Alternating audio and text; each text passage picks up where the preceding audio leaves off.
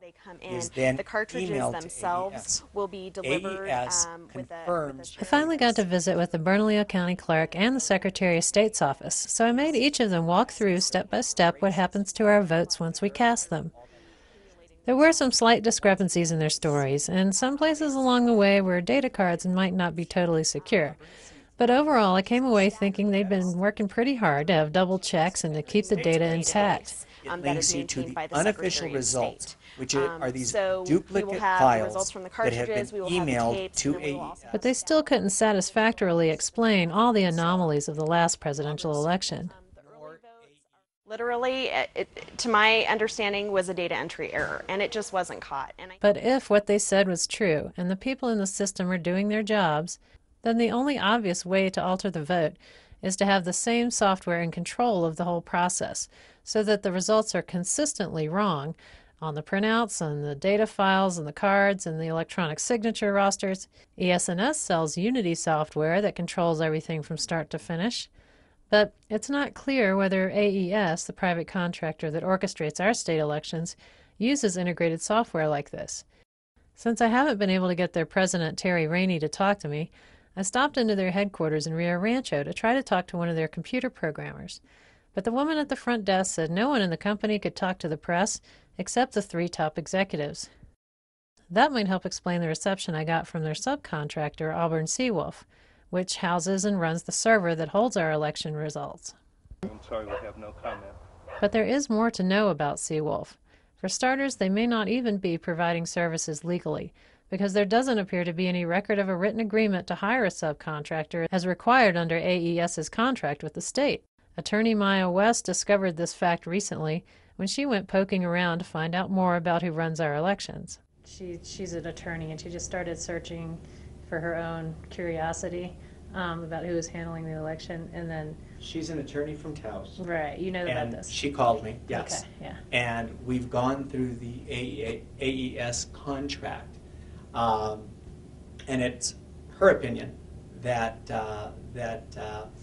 the involvement of Auburn Seawolf isn't appropriately done in writing. That is her opinion. And so she's entitled to her opinion like anyone else. I do know that she is a land use attorney, and that this side of the law is slightly different from what she's used to dealing with. But that's I'm not sure there's much room for personal opinion in contract law, so we'll see how that part of the story is yet to play out. But there are other things to think about concerning Seawolf, like CEO Sandra Ryan's resume. They have, top secret security clearance with the Department of Energy and the Department of Defense.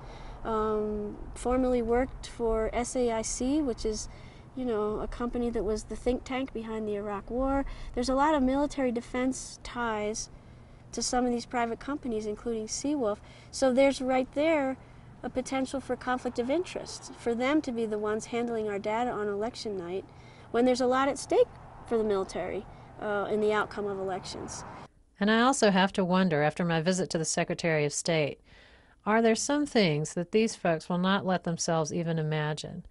Like, what if you truly believed that if an election went a certain way, everything you cared about, everything you held sacred, was going to be destroyed? And what if you were in a position to change the outcome of that election? How far would you go?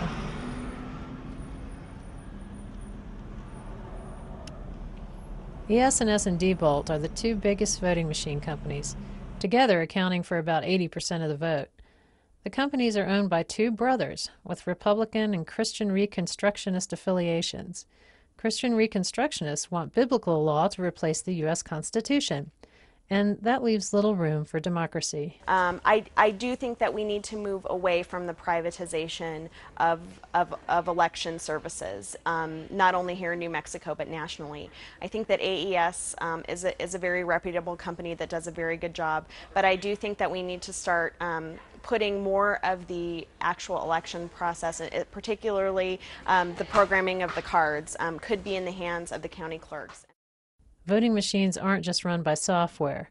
There's also firmware that is programmed at the manufacturers, such as ES&S, which could account for glitches like these, caught in New Mexico and West Virginia, where straight party voting would have nullified or switched votes. There's a wonderful group, a coalition of election integrity advocates, who put together an effort called Standing for Voters, Take the Pledge. And each candidate who's running this year has been asked to take the pledge. And the pledge is simply, I won't concede before all the votes are counted. And that if there are anomalies, I'll investigate. I'll pursue that. So of all of the presidential candidates who are running right now in the November '08 election, only 2 have signed the pledge. All of them have been asked, and only 2 have signed the pledge. And those 2 are Ralph Nader and Cynthia McKinney.